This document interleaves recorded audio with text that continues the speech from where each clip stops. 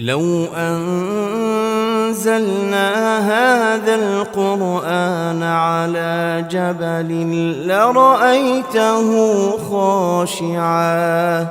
لرأيته خاشعا متصدعا من خشية الله. وتلك الأمثال نضربها للناس لعلهم يتفكرون.